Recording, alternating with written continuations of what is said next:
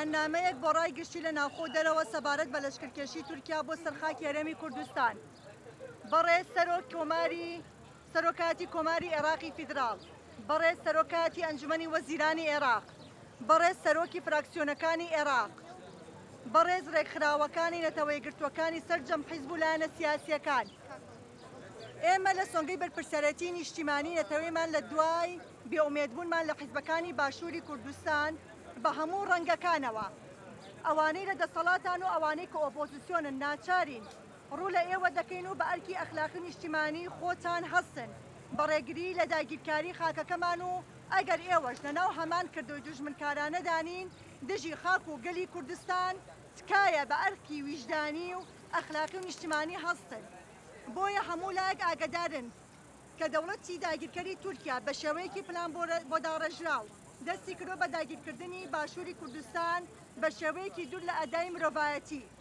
دەوڵەتی تورکیا هەوڵیدا عوسمانیزمی نوێ زیندوو بکاتەوە بگەڕێتەوە بۆ سنوورەکانی پێشووی. هەر بەو هۆیەشەوە دژ بە گەلی کورد هێرشی داگیرکاری و کۆمەڵکوژی دەست پێ کرد. دژی ژینگە و کەلتور و فەرهەنگ و خاکی کوردستانە. دەوڵەتی تورکیا بە ئاشکرا دەیگوت حەلەب و مووسڵ و سلێمانی و کەرکووک و شەنگال و بادینان لە ناو سنوورەکانی میساقی میلیدان و تەواوی ئەم شوێنانە داگیر دەکەن.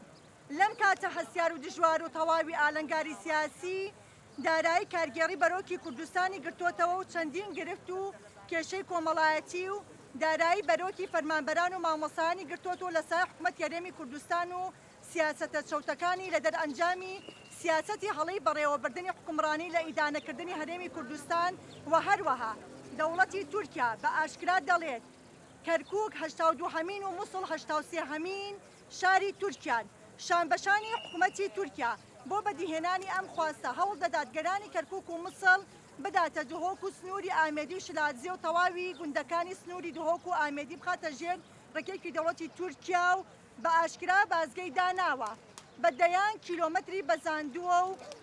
دەستی کردو بە داگیرکاری خاک و نیشتیمان. بۆیە جارێکی تر دووپاتی دەکەینەوە کە بەرپرسانی عێراق و بە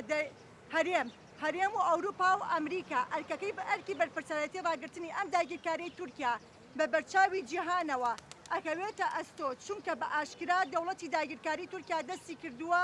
بە زیادکردنی بنکەی سەربازی لە باشووری کوردستان پێشەرکردنی پەیامنامە نێونەتەوەیەکانە هەرێمی کوردستان لەم کاتەدا کە گیرۆدەی چەندین قەیرانی دەستکردی حکوومەتی هەرێمە و لە نەبوونی خزمەتگوزاری و موچە و پاشەکەوت و پلە بەرزکردن و دواکەوتنی موچە و بەڕێک نەکەوتون لەگەڵ حکوومەتی ناوەند لەسەر مەلەفی نەوت و داهاتەکان تا کار گەیشتە داگیرکردنی خاک و نیشتیمان و نەتەوە و فەرهەنگی سەرکەوتنی. استراتیژی میساقی میلی لە کوردستان دەبێتە هۆی داگیرکردنی عێراق و سووریا. ناکۆکیەکانی هەرێم قوڵتر دەکاتەوە و کۆچکردنی ملیۆنان مرۆڤی لێ دەکەوێتەوە. ئێمە وەک هەندێک چالاکوانی مەدەنی و ڕێکخراوی مەدەنی کوردیەکان بۆ وەستاندنی ئەم داگیرکاریە بانگەواز دەکەین لە حکوومەتی عێراق و سووریا و کۆماری عەرەبی و یەکێتی ئەوروپا و ئەو لانانەی بەرپرسن لە جێبەجێکردنی ڕێسانێونەتەوەیەکان وەک نەتەوە یەکگرتوەکان و کۆنسەی ئەوروپا و ناچۆ کە تورکیا ئەندامێتی و یەکێتی ئەوروپا و ئەمریکا لە پەیوەندی استراتیژی لەگەڵ تورکیادا هەیە. بانگەوازتانێ دەکەین ڕێگە بە داگیرکاری دەوڵەتی تورکمەدەن و بە پێی تازەترین زانیاری ڕێکخراوی CTP جیهانی ئاشکرای کردووە لە ماوەی 27 ڕۆژدا 285 بردومانی ئاسمانی و زەمینی کردووە و 182 کەس ئاوارە بوون و 602 گوند هەڕەشەی چۆڵکردنی لەسەرا. لە کۆتاییدا